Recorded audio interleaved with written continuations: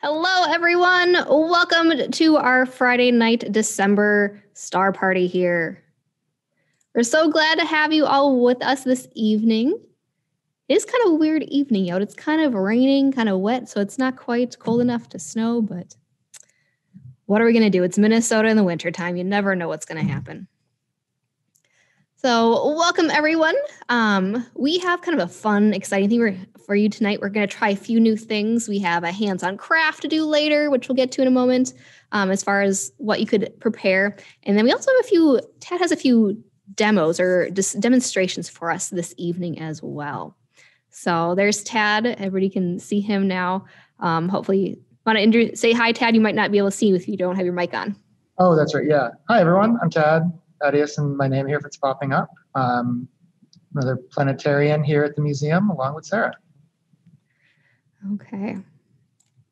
So I mentioned we're going to do a craft later. So if you want to join us, we'll go step by step together. But if you want to join us, all you need is a pair of scissors and a strip of paper that's about 11 inches long. So if at any point in time, we'll get this to the kind of mid session tonight. So if you want to gather some scissors and some paper, that's all you're going to need, because we're going to fold an origami star. But tonight's about pairs, because there's a really cool thing happening next Monday. It's actually starting tonight, or it's been happening for a few months now, and Jupiter and Saturn have slowly been getting closer and closer and closer together in our evening sky. And it's going to culminate on Monday when they get the closest they've ever been since, it's like 400 years or so. So the closest they've ever been since 1623. But that conjunction actually happened in the daytime, so we couldn't see it.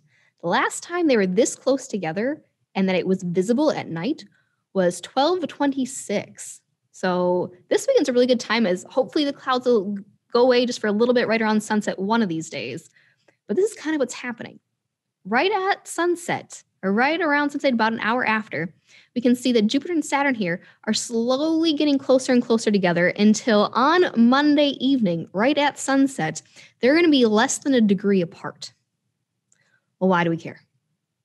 Well, it's this close that they will appear kind of like a double planet in the sky. And they'll be down in our southwest. We take a look at our star map here.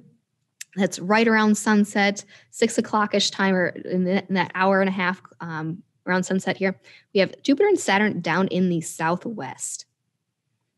Now, if it were clear out tonight, what we would have shown you is this through one of our scopes.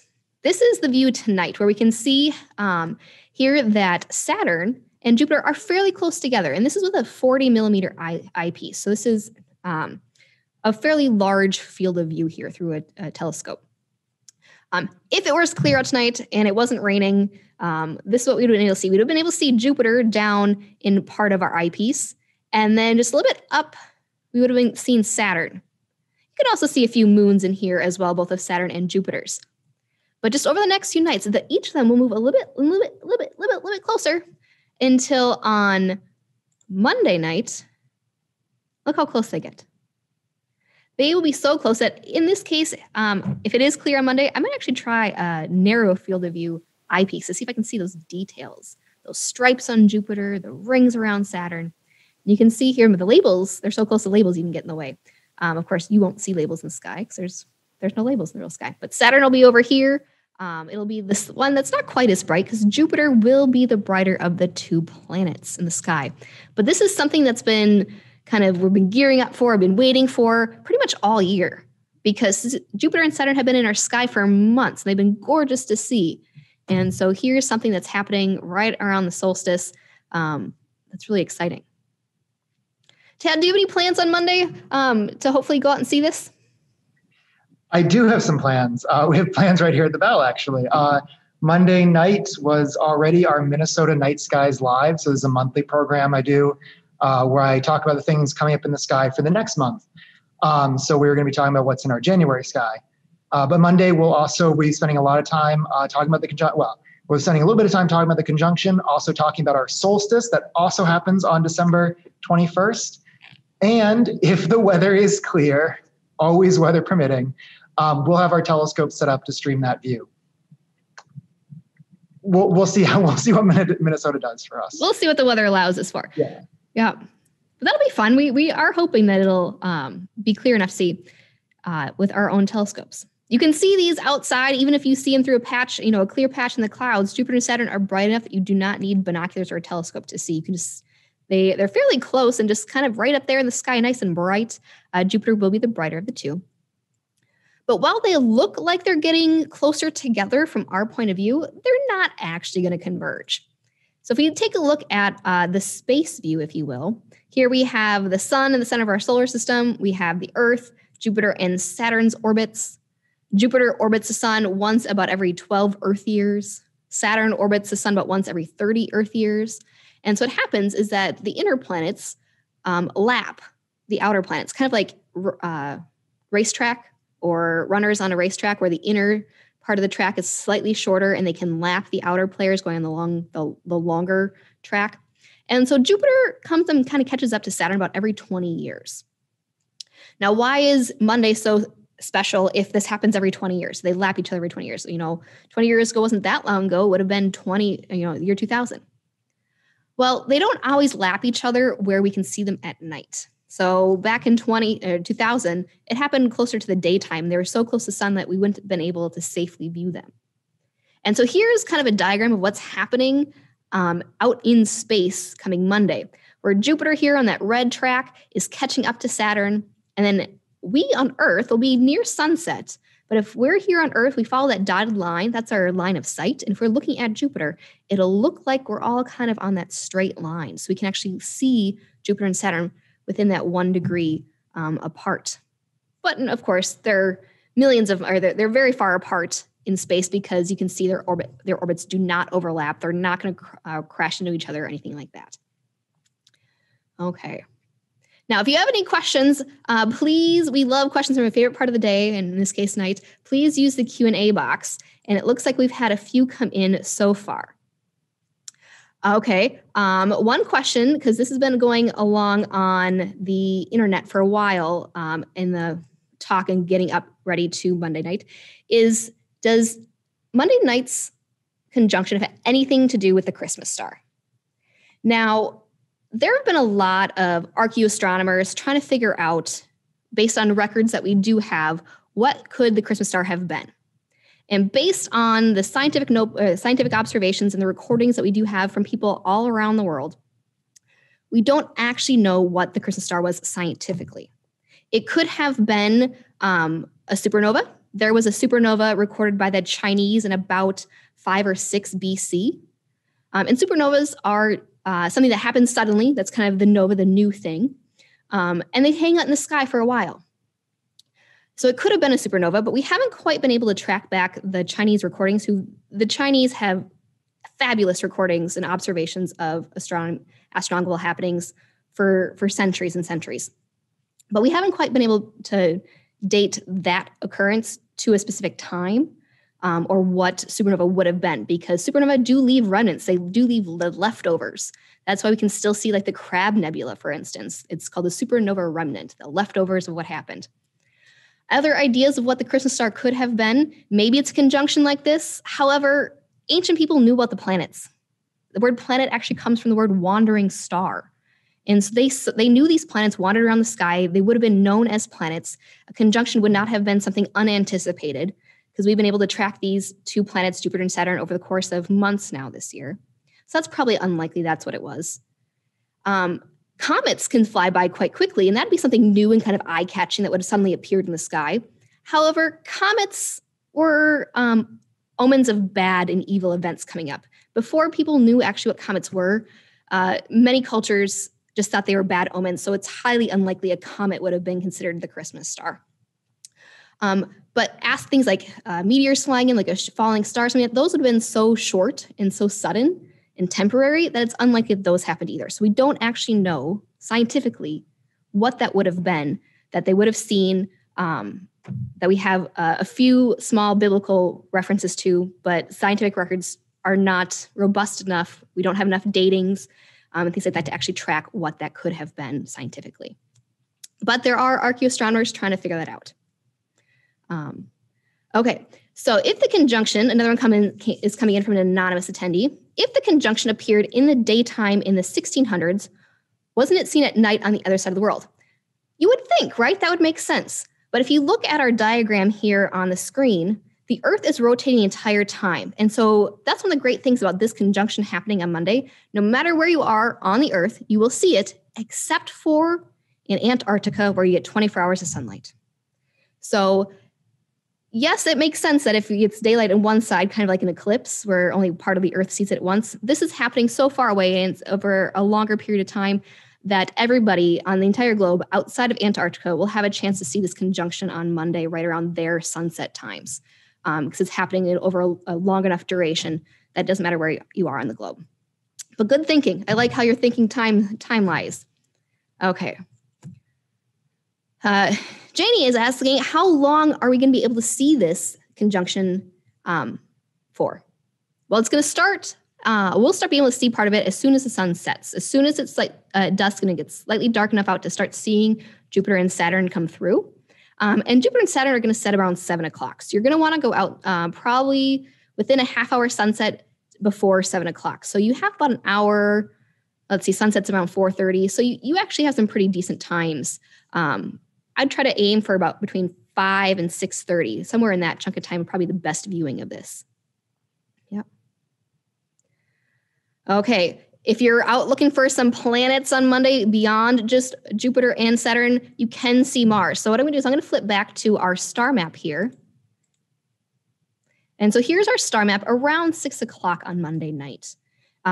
We can see the outer edge of our star map. That is our horizon. So the closer something is to the outer edge of our map, the closer to the horizon it'll be. The closer it is to the center of our map here, the closer to the zenith, or the point directly above you it will be. So you can see Mars on Monday night as well. You can see it out tonight. It's just kind of over more in the southeast.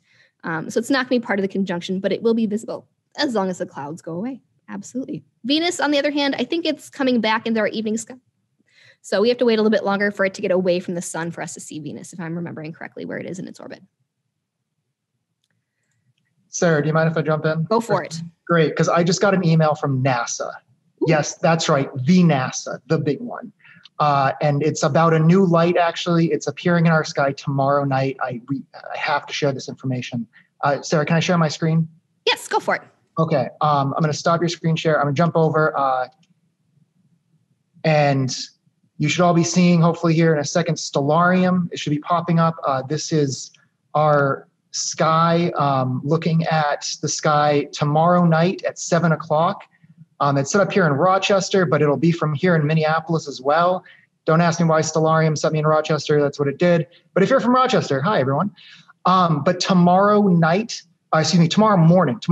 7 a.m. We got the date and time up here at 7 a.m. in the morning. If you go out and you look to the southwest, so the sun will be rising over in the east. We'll get a little bit of light from the sun. You might see Venus over there labeled over to the southeast, but you want to look over to the southwest, because starting, speed up time a little bit here, starting here at 7:09, 7:10, if you're looking right near the horizon there, you're going to see this new light appear in the sky. It's going to be moving across the sky. It's going to be very bright. It's not going to be twinkling like a star. It's not going to be flashing, though. It's not going to look like an airplane. It's not going to have red and blue lights. What you're actually looking at there, if you get out tomorrow morning, and if you have clear skies, of course, is you're going to be seeing the International Space Station, and Stellarium there is labeling it for us. So it's a quick pass. It's starting in the southwest. It'll be going very quickly there over just a couple minutes up to going across to the south, and finally disappearing way over there in the northeast. So tomorrow morning, and there it goes, go out and look for the International Space Station. That is actually something I have never done. That's kind of on my bucket list, is to time that just right so that I can go out and see it. And I got the email from NASA, but you can all get the email too. Don't worry, it's not maybe that special. I like to think it is. I threw that in the chat. Hopefully that's appearing for everyone. But if it's spotthestation.nasa.gov, there's also some different apps for when the ISS will appear. Let's see. I use, let's make sure I get this right. I use an app called ISS Detector, and that alerts me when it's appearing as well. It's cool. It uses your phone to tell you where to look as well, which is really nice. But then there's the details for that again, visible. Actually, I'm sorry, this is 6 minutes. This is a very long pass, 6 minutes. So go out and look for it. Sarah, you've got new plans for tomorrow morning, 12 hours from now. Go out and see the ISS. Hopefully it's not raining on us. I've heard you can actually see it kind of in its T shape because of all the solar panels. You can actually tell that it's the ISS. I've heard some people say that, yeah. Very cool. Well, that's on my bucket list. So maybe, but tomorrow's Saturday, so I might not be up that early. Yeah. We'll see. We had a few other really fun questions come in about why don't planets fly off into space, and how do they stay in orbit? Ted, I like hearing your answers. What do you think about this? How are planets staying in orbit and not flying off into space? It's this amazing thing called gravity. Which is a very actually complex answer. So when we look at our planets, we're looking at part of our solar system. So the sun is at the center of our solar system, and the planets, thank you, sir. And the planets are orbiting around it, just like we see in this diagram here. And in this case, the force of gravity from the sun is simply enough to keep them in place. So they're always moving around the sun. They're not really moving towards it. They're not moving away. They're just caught in these nice orbits. Just because of gravity. I say just, but it is a very complex force that we're still working to understand. And it's a little earlier than we were planning, or maybe we should just save that till later. I think we can give a little demonstration of that. Do you want to do that now, sir, or save that for later? Yeah, let's do it now. So as you switch over, I'll answer another question. Is how far apart will the two planets actually be? Well, if you look at our diagram here, as Tad's setting up a fun demo that we have for you guys, is the planets are going to be quite far apart still. Their orbits are quite far apart. Comparing 12 years for orbital time for Jupiter compared to 30 years for Saturn, they're still going to be like 600 million kilometers apart, which if I put that into miles, I think it's like 300 and some million miles apart. So they're still fairly far apart. If you think about it, the sun and Earth, we're only 93 million miles away from the Earth. So Jupiter and Saturn are still going to be fairly far apart. But I'm going to stop my screen here because Tad has this cool orbiting demo for us. I do, and I'm gonna pin my video. So hopefully, my video is definitely popping up there because this is working with a different camera, and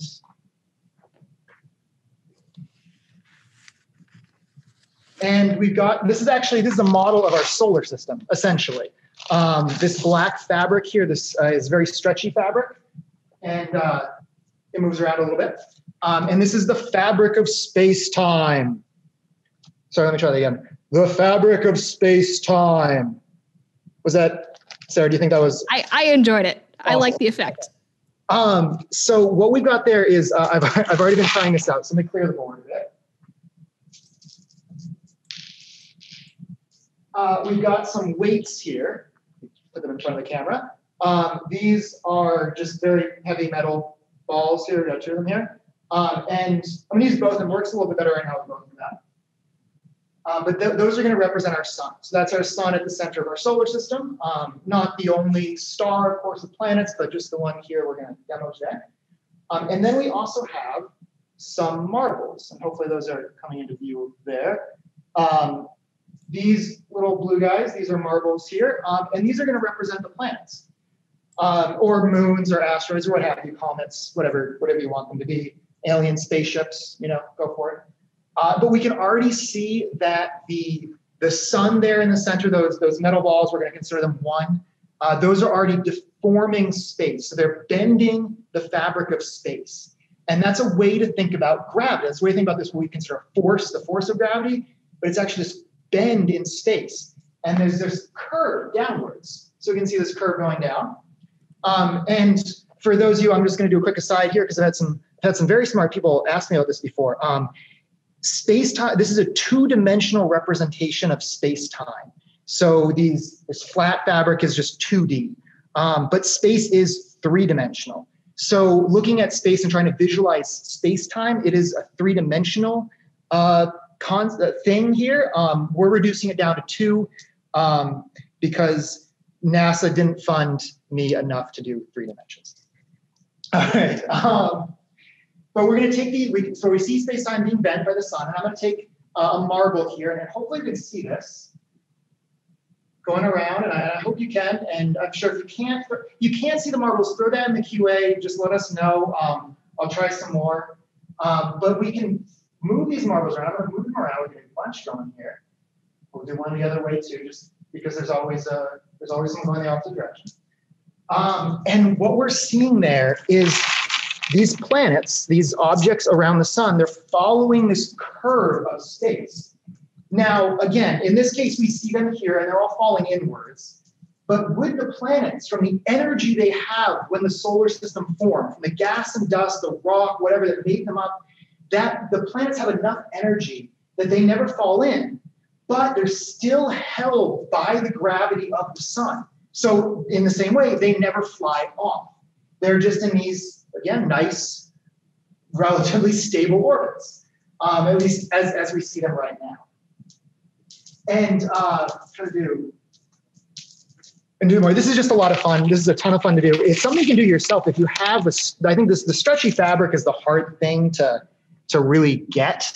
I know craft stores have it. I found it before at different craft stores, like Joanne's Fabrics. I think I found it there before. Sarah, I know you made this one actually from two very large pieces, right? Yeah, so it's just PVC pipe, both electrical and the normal white stuff you find from Home Depot, some clamps, and some two-way stretch fabric, making sure it stretches both sideways and vertically, and then marbles. Yeah. So we made quite a large one, but if you wanted to make your own one yourself, I'd suggest making it a little bit smaller. This one is quite large. And I'm gonna try to do some groups here as well. And there's some great questions that I was just seeing in the chat there. And sometimes I know this model can actually be a little confusing because again, we're doing this two-dimensional representation of this three-dimensional thing. And so there's a lot of this here, when we look at this, Nadia is asking, all the marbles seem to want to go in the dense center. So what's stopping planets from collapsing into the sun? And yeah, that's because when the planets were forming, there was this big cloud of gas and dust, and the planets had the gas and dust that formed into the planets. It had enough velocity, enough motion. They were going fast enough that they're simply able to escape that pull enough to keep from falling in. And so they'll never fall into the sun, unlike in this case. When we look at this demo as well, we're dealing both with me trying not to fling them off the fabric of space-time, which is very easy to do. They just sort of go way out there, and they go off, and they go off. And if you've been to the state fair, we've had this before, this is sometimes the most fun thing to do, actually, is just fling the marbles everywhere. But we also see them slow down in this case because they're going across this stretchy fabric, and there's a lot of friction there as well. So the marbles are interacting with the fabric, and so that's causing it to slow down. I don't know if we want to get into gravitational waves today, so probably not. There's lots of things that we could share with. We call it our gravitational well here, our black hole demo, so we can do a whole bunch of stuff with it. But I am going to go ahead and switch because we have some really good questions. We've been talking about the conjunction all night if we wanted to. But again, Tad's doing a Facebook Live event on Monday afternoon, about 4:30-ish, and he can answer some more of these Jupiter-Saturn conjunction questions that you have. Because there's so many coming in, we can't get to all of them at the moment, but we'll try to get to as many as we can in the next little about 45 minutes or so, 35 minutes we have left. I do want to show one more thing before we do move on. Is that if you are interested in going outside on Monday to find this, again, you could look tomorrow night or Sunday. They're just going to get closer and closer and closer until Monday. You'd even be able to see it on Tuesday. All right, is that you can see it from anywhere on the world except for Antarctica. That means even here in the Twin Cities with all the light pollution, Jupiter and Saturn are bright enough. You do not need any telescopes or binoculars to see them. You don't need to be out far away from the city in a dark, dark field. All you need is to go outside and have the clouds go away. You can see them in our southwestern sky. Now, if you happen to have a pair of binoculars or a telescope and want to try to take a picture with them with your phone, or if you have a different camera you want to use, NASA put some good tips together for everyone. That's at go.nasa.gov. www.planetphototips. And so these are some imaging tips NASA put together specifically for the conjunction on Monday. If you are into imaging and you want to learn more about taking pictures of the night sky, we actually have a really cool workshop coming up here on January 13th from Mike Shaw. He's a local Minnesota artist who specializes in astrophotography and nightscapes. So just want to let everybody know that if you're getting into photography, or if you just want to use your cell phone to take some pictures, take a look at these two resources for photo tips. But we have some cool stuff going on. Again, we could talk about Mars all night. The Jupiter-Saturn conjunction all night. But we have this other cool thing out here that is a pairing. And it's actually not just one pairing, it's multiple pairings. It's the star Mizar. Now, Mizar is a star that's in the sky all year long. In fact, in order to see it, let's turn our star map around so we're actually facing north. So Mizar is actually part of the Big Dipper. And it is the star in the middle of the handle of the Dipper, or in this case, if we look at the full constellation, the Big Bear. Now, Mizar and Alcor are actually two stars. And these two stars have been used for kind of an eyesight test. Before we had ophthalmologists and optometrists to hold the stick over one eye and read the eye chart across the room. These two stars are a way to see if your eyesight was good enough, for instance, to join the Roman army and be an archer. If you could distinguish these two stars as two individual stars, your eyesight was good enough to be an archer in the Roman army amongst other military forces from different cultures as well. But it turns out not only is Mizar and Alcor two stars and not just one, actually each of them is also multiple stars. So here's a picture through our telescope from the roof deck here a few nights ago. And you can actually see the separation between Mizar and Alcor. So up kind of the upper right corner, that is Alcor. And down here in kind of the center to the left, that's actually Mizar. Well, it turns out Mizar is actually two stars in itself, Mizar A and Mizar B. And then when we pointed our telescopes at those two stars, it turns out each of those two stars are two stars in themselves. So when we're looking right here at this image from our roof deck, we're not just seeing two stars, though we can see them right here, is that there's four stars in this little cluster. And so it's a 4-star system. Well, it turns out Alcor is also a multi-star system. And discovered recently, within the past 10 years or so, it turns out that Alcor and Mizar, that these two systems, even though they're about 0.5 to 1.5 light years apart, are ever so slightly gravitationally bound to each other. So that one star, what looks like one star in the handle of the Big Dipper, is actually 6 stars that are all orbiting each other.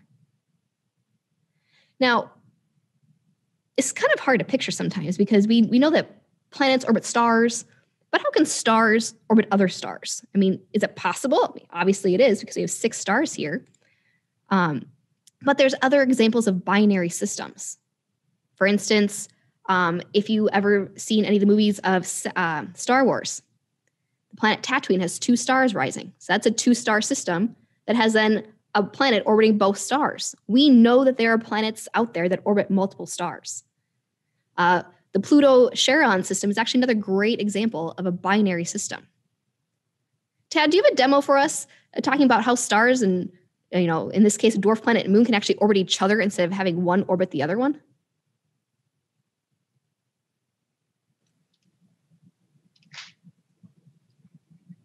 I think that's in the room you're in. I can go grab that. Give me 1 second, I'll grab that. Okay. Let me go grab my mask.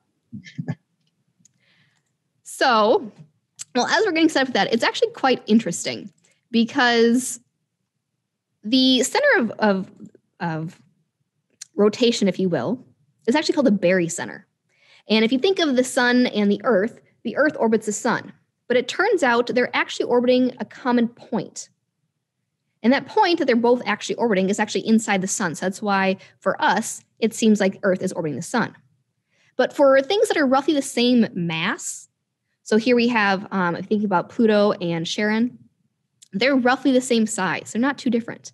So that point where they both commonly orbit is actually between the two objects. And so that's how you get a multi-star system, or in the Pluto-Charon system, that's a binary system because they're both roughly the same mass and they're orbiting a point between the two. And you kind of saw a little bit of how that could happen on the gravity well that Tad was showing us with the planet orbits, because in that case, we had the very heavy spheres in the center representing something that's really super duper heavy, and then the small blue marbles representing something that's much lighter. So then we have a very big imbalance, and so we don't see that binary system. But when we get those two things roughly the same mass, like two stars or two asteroids even, we do get this binary orbiting motion around a barycenter. Sarah, I figured I'd just probably show people how to do this. I think we're talking about the same thing, right? With some very expensive astronomical equipment right here. Yep. Plato, gotta love it. So this is great. So this is something you can all do yourselves, actually. I guess assuming you have Play-Doh. I mean, if you have flour, if you ever bake bread, you can probably just make some really bad dough, and you can do the same thing. Yeah, our Play-Doh's gone a little weird. I haven't seen Play-Doh look like this, but okay. Well, we'll figure this out. So we're going to use, in this case, again, some, a model here. So we've got some Play-Doh here. It's red, and we got some different colors, so hopefully they'll stand out a bit. I'm dropping this on my keyboard, so it's fun. And then we've got some different Play-Doh. It's a little orange here, or excuse me, yellowish, whatever color that is. And if you have better Play-Doh, this Play-Doh doesn't seem to want to really form into balls here, but I'm gonna make it work. And then we got a dowel here, a small rod. You can use sort of whatever you got around. Straws work actually really, really well. I like straws. If you do really small balls, you can maybe even get away with a toothpick if you really try. And I'm going to stick the Play-Doh on either side there. So hopefully we've got that in view. And these, just like our marbles, these different Play-Doh bits, these represent, let's say, as we're saying there, Pluto and Charon, so different dwarf planets, or they could be planets, they could be a star and a planet, they could be two stars. And then this is the tricky bit. This is the one where doing it at home can be a little tricky finding the right things. But we've got a little plastic ring. And this is to hold some string, which is attached to a little bit of leather, just kind of going to act like a cradle. Sarah, maybe you have some ideas of if they don't have something like this around, what could they use? They could use like dental floss. The stick could be a chopstick or a skewer. You could do some dental floss with like a Band-Aid, but just make sure the sticky parts are covered. So that would be a nice thing. Okay. And so what we're doing here is we're putting the stick here. We're trying to balance this. So we're basically, if you've already got Play-Doh out, you're probably thinking this, we're making a seesaw in a way here. But this central would be a fulcrum on a seesaw. This is the barycenter. This is the center of mass between these two objects. And so different objects with different masses will have different barycenters here, but they end up orbiting around each other. Their gravitational pull equals out at some point. And there will be this point here in space. So as we watch them spin around, do this without knocking them off, of course, we can see them going around and they're orbiting around each other. Now, I tried to make these somewhat equal, but we can see it's a little offset. So I guess I could just ask this. We've got two dwarf planets here, or rather, we've got Pluto and we've got Charon, or Charon. We've got a dwarf planet. We've got one of its moons. Which one has more mass? Anyone want to take a guess out there? I'll try to get that in view here. So this would work between Charon and Pluto. Any of our binary stars, like Mizar was a binary star, and each of those stars were binaries. And then we have Alcor, which is 2. So this really works between any two bodies that are roughly of equal mass here. And so somebody's guessing, is it red? Is the red star the one that has slightly more mass? Yes, it is. So we can tell that because the barycenter, the center in between them, it's offset slightly towards the red Play-Doh, the red star, or I've been thinking of it as Pluto here, because Pluto actually is kind of red on its surface. It's got a lot of methane. and tholins on the surface that make it kind of reddish, brownish, orangish. Now, this maybe isn't the most obvious. So what I'll do is I'll grab some more Play-Doh, because when in doubt, get more Play-Doh. And we'll try to get it out here. Our Play-Doh is a little dry, so I'll smush the two Play-Doh balls. I'll add another Pluto to Pluto. So we'll pretend that Pluto got another Pluto smashed into Pluto. It's in the Kuiper belt, so that probably does happen occasionally. Probably nothing the same size as Pluto. That would be interesting to see, though. We'll try to get them, make sure they're stuck together. And I'll put that back on our rod there. And now, to do that, you know, it was about there before, but if I do that, we can see it's already dropping down. And so we need to move that center mass a little bit further over here. There we go. So much further over. So the more mass there is, the more gravity there is, the more pull there is. And so when we look at two objects, the center of gravity, the center in between them, ends up closer and closer to that big one. And of course, if we do even more, well, let's see if I can get this one spinning, because that's always the tricky part, actually. There we go. Look at that. This is also, if you have kids, you know, this is a mobile, you know, a mobile which you hang over a bed or a crib. Some of the same principles at work, right? Exactly the same principles actually right there. And if you have a mobile and it doesn't have planets and stars on it, and spaceships, and you know, rocket ships, well, step up your parenting game here. Come on. All right, now, ironically, the red one is going to end up being larger than the yellow one. I say ironically because if they're stars, that would be ironic. I see you laughing there, Sarah. You got that one. I did. All right, we can explain that one later. Drop it in the QA if you're wondering what joke I just actually made. fits really well with our craft, which we're going to do right after this. Okay. So as Tad's making a larger red object, we're going to make a craft next. All you need is a pair of scissors and some paper. So if you haven't grabbed those things yet, go grab scissors and some paper. So we're going to make a really cool craft next. So I've smushed a bunch of Play-Doh there together, and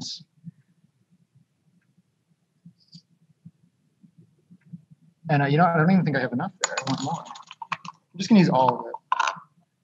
And so another thing about this binary systems is this is how we discover that stars are in a binary system. We watch them kind of wobble. We also use this kind of binary system technique to find planets in orbit around other stars. We use it as a planet hunting tool as well.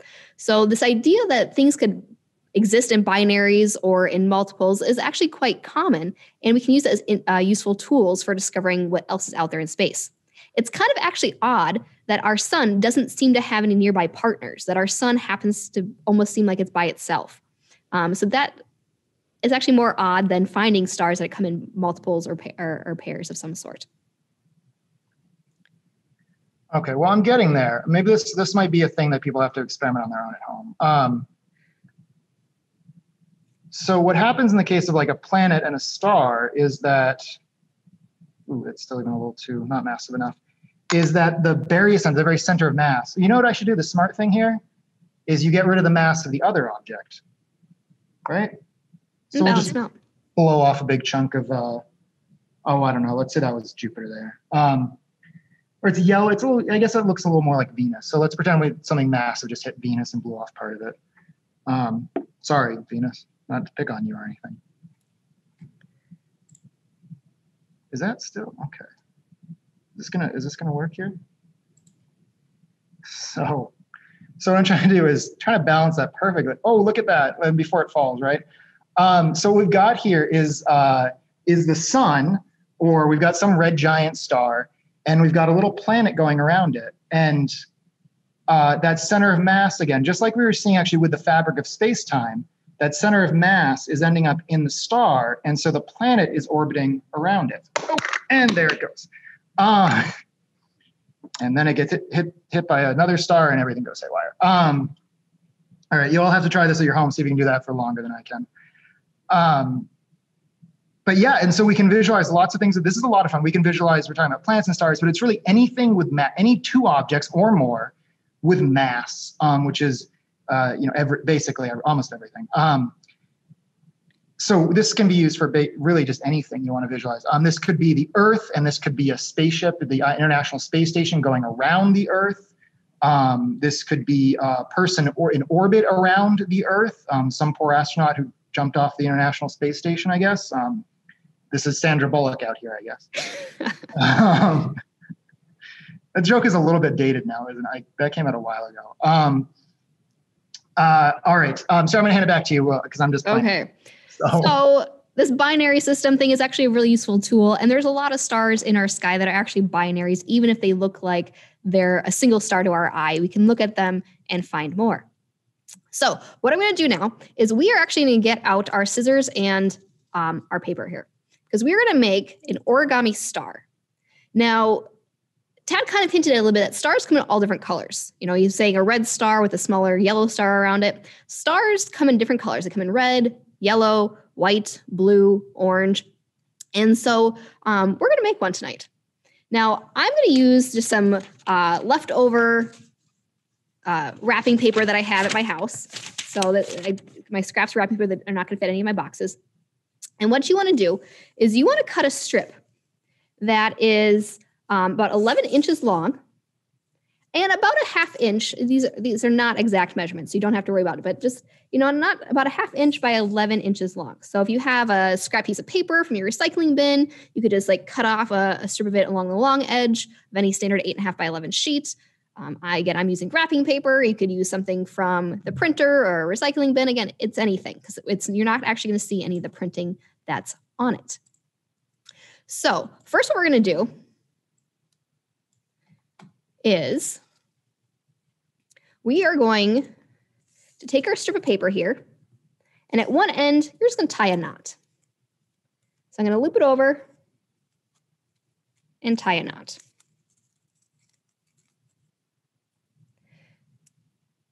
Now, because it's paper, we don't want to pull that knot too tight, or else it'll rip. So what we're going to do is we're just going to slowly kind of tug it a little bit until it kind of firms up on itself here. Okay. And you can see I ripped it a little bit there, but I'm not going to worry about that. So now, because my paper has a white side and kind of a colorful side, I'm going to make sure to fold it so the colorful side is facing out. So I have this short little tab here that is kind of long. So once I kind of have that knot there, I'm just going to take this and snip it off. So I have a short little tab that I can just fold over. And I'm going to turn it around. So now we have kind of a pentagon shape here with a long tail. And we're just going to alternate folding the tail left or right over our pentagon here. So in this case, my long tail of the paper kind of lines up with my right side of my pentagon. So that means I'm going to take my paper and fold it to the left side of my pentagon here. Then I'm going to flip it over so my tail is facing down again. And so now we can see that that long tail of paper lines up with my left side of my pentagon. This time, since it already lines up with my left side, I'm going to flip it up and line it up with my right side. I'm going to flip it down. So that way, I find it easier if you keep your tail kind of facing downwards. And so now we can see that it's lined up on my right side. So this time I'm going to flip it up and match it up with my left side. And face it down. And do it to the other side. And face it back down. And you're just going to keep doing this, making sure it lines up with your left side, and then the right side, and the left side, and the right side, until you run out of your big long tail here. And if your papers aren't quite the same width, that's okay. It'll all get kind of hidden when we're done making it anyways. So this does not have to be exact. We're just alternating left and right.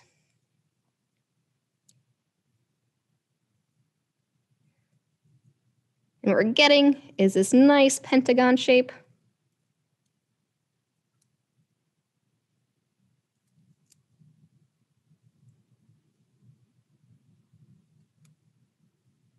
And I'm almost at the end of my tail.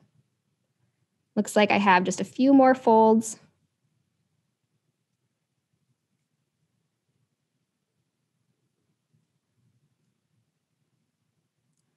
Okay, so I have a short little tail here. My paper is almost up. I can maybe get one more fold in, but I'm definitely not going to get another fold in here. So what's kind of nice, though, is by doing this, that last fold created a little pocket right there. And so this time, my last fold, I'm going to fold it up, and I'm going to tuck this little tail of a paper into that pocket. And so then you have a nice little pentagon.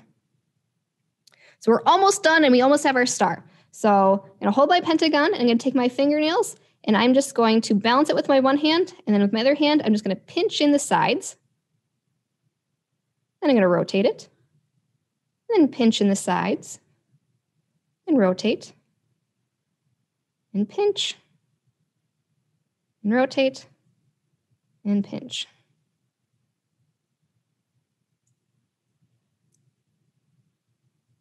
So now you can see, hopefully, I have a little star.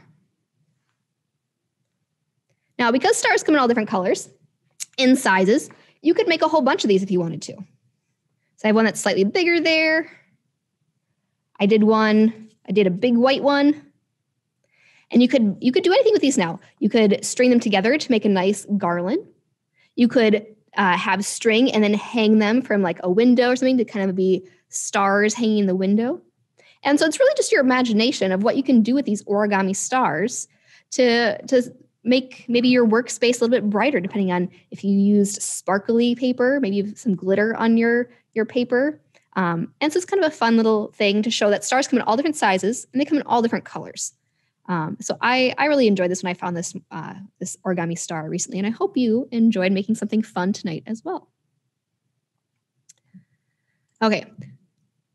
But we do have a few other things that we could see in the night sky. So if you do have questions, keep them coming in the Q&A box. We have some other cool things to see that we took pictures of in our roof deck just a few nights ago. One of them is actually my favorite thing one of my favorite things in our night sky. So now we're going to look out at our sky, and we are actually going to look for the Pleiades. Now, the Pleiades are in the constellation of Taurus the Bull. And so that's going to be over in our east. And the Pleiades are a group of stars. They're actually an open star cluster. So there are, up to several hundred stars in this one grouping. And what's gorgeous about this is that they're moving through a nebula. And so this is an open cluster. So they're fairly dispersed. And so when we took this picture a few nights ago, the whole thing didn't actually even fit in our telescope. It's actually quite easy to see with just your eyes.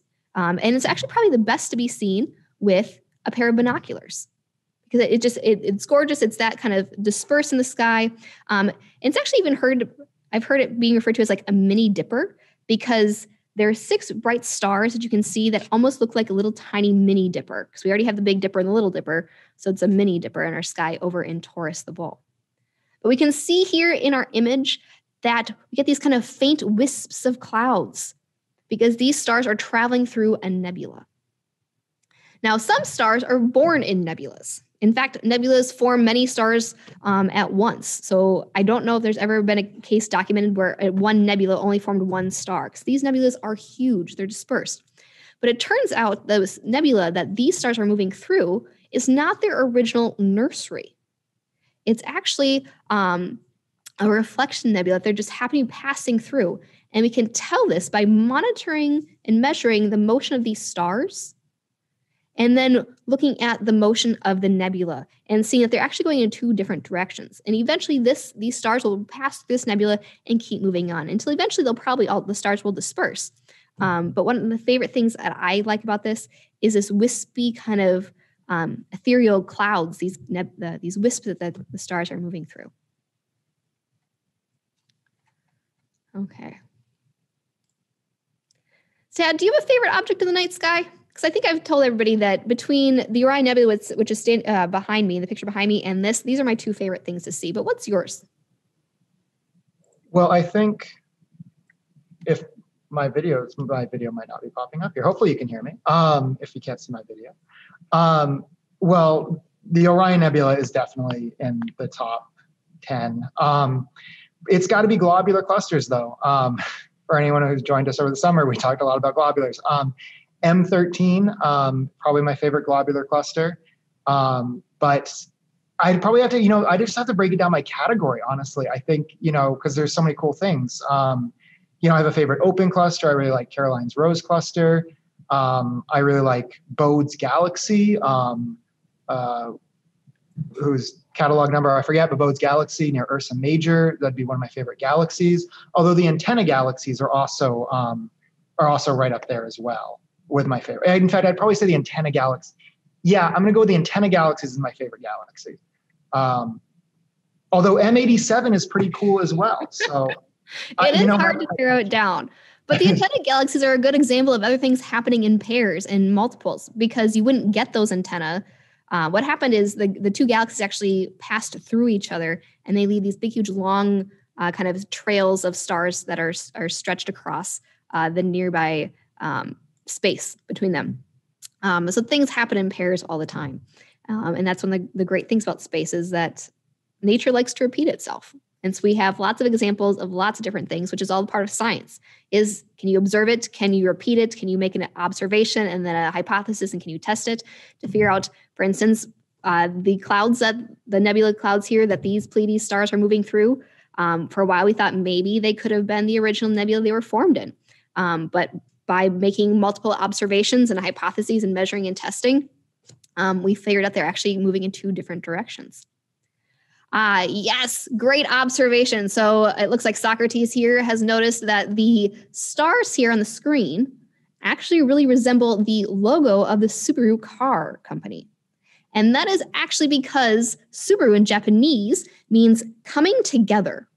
And so they named the car company after this group of stars, because these stars are grouped together. And then part of it was the companies that made up Subaru, or Subaru is one of the Japanese companies coming together. So yes, if you're out and about on the road, if you see a Subaru car, take a look at the logo. This star cluster that we can see in Taurus, the bull tonight, this is the stars that are on that logo. So there's actually astronomy all around us, even if you didn't realize it. Okay, how many stars? It looks like we have a few people asking, how many stars are made from one nebula? It depends. So not all nebulas are the same mass and materials. Some of them are quite large, some are a little bit smaller. I mean, we're still talking light years across. So each nebula forms its own collection of stars. And the stars in the nebula actually affect how many stars the nebula can then keep forming, like our next object here. So the next object we're going to look for is Orion, the Orion Nebula.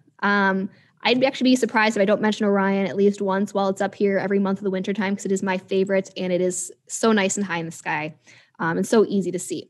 So if you look for Orion, which here on our map is in our southeast, this is around about 8, 9 o'clock at night here. So we get the Orion marked by those 3 stars in a row for his belt. We have then 2 stars for his knees and 2 stars for his shoulders. And right hanging off his belt is the Orion Nebula. Now, this is a great example of how the stars the nebula formed can actually affect the nebula itself and how many stars the nebula can keep forming. So here is probably one of my favorite pictures that we have taken from our roof deck and through our telescopes. This is the Orion Nebula. And you can kind of compare it to the Hubble space picture behind me of the same object, where we have this bright center here in the middle. That is kind of home to a cluster of 4 stars called the trapezium. And those are some of the stars that have formed first in this nebula. And they're giving off big gusts of solar wind. And those gusts of wind are actually carving out this cavern in the Orion Nebula. Because if you look here, we can actually see off to the left-hand side, these wisps of clouds kind of coming off to the left-hand side and over on the right-hand side. And you can see by the pattern of light and then some shadows here, it actually almost looks like you can dive into that central bright region. So it is carving this cavern out with these stars in the very middle. And by doing that, by pushing this material out, this wind from these 4 stars in the trapezium are pushing the material out away from them, and it's actually blowing material through other parts of the nebula, which can trigger new star formation in other parts if you have a nudge of some material against others to keep it moving. But it also can stop some formation or stop planetary formation, if you will. Because this cloud of gas and dust is so large that we have new stars forming, and we have proplyds, so kind of this pocket of gas and dust spinning around, almost creating a disk around a star where protoplanets are thought to be forming. Now, we can't see those proplyds and the protoplanets here from our observation deck with our visible light cameras. You need an infrared camera, like a heat-seeking camera, to see through all this gas and dust. And we're actually going to talk a little about that next month in January at our Star Party of what can we see with different colors and what do these colors mean and what different wavelengths of light can actually help us see through things that our eyes can't see. So come back in January if you want to hear more about how we can see behind these clouds of gas and dust. But you can actually see, if you look, I'm admiring the picture here myself. You can actually see in this picture the fluctuations, those shadows of light and dark here in Orion. And this is what your eye would actually detect through a telescope. So the colorful picture of Orion behind me came from the Hubble Space Telescope, which has different filters. But, and again, we'll get into more detail next month, that these colors are not all false. But our camera was a black and white camera. And this object here is actually, even though it's the closest star-forming region to us here on Earth, it's still so far away that our eyes can't pick up the color signals that are getting sent to it when we look at it through telescopes. So this is actually a really good representation of how the kind of the wispy white clouds that we'd see through the telescope with our eyes here on the roof deck on a clear night sky. Okay. So great question that just came in. How do planets have winds? So Earth has wind, but it's the solar wind, this wind from the stars that are actually carving out this nebula here that we see on the screen.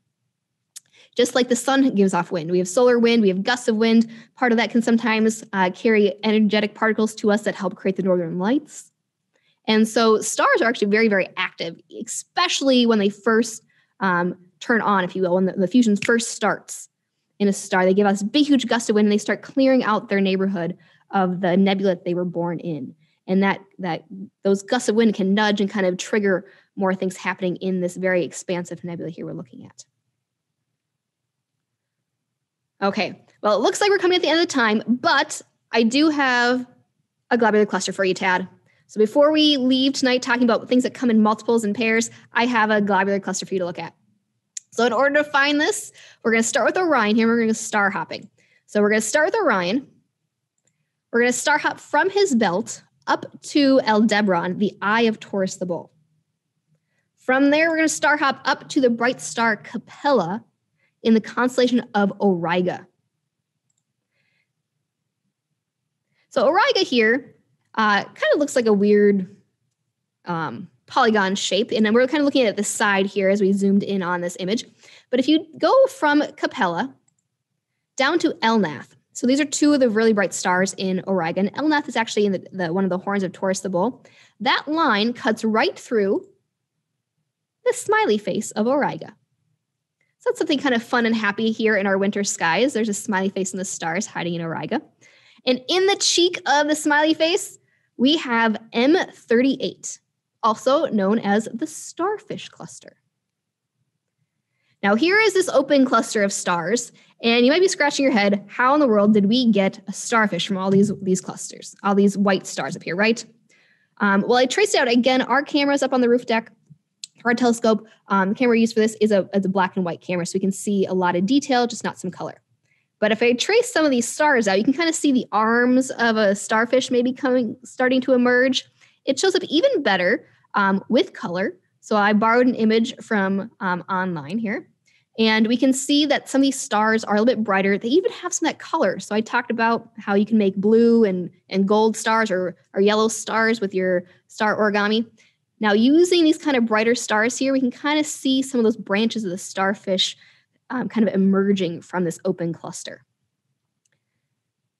Now, again, there's clusters all over the sky. They're gorgeous. Tad and I could be talking about them for a while. Again, we'll probably talk about at least one every single time because there's some, globular clusters are funny name, but they're out there. This is just an open cluster.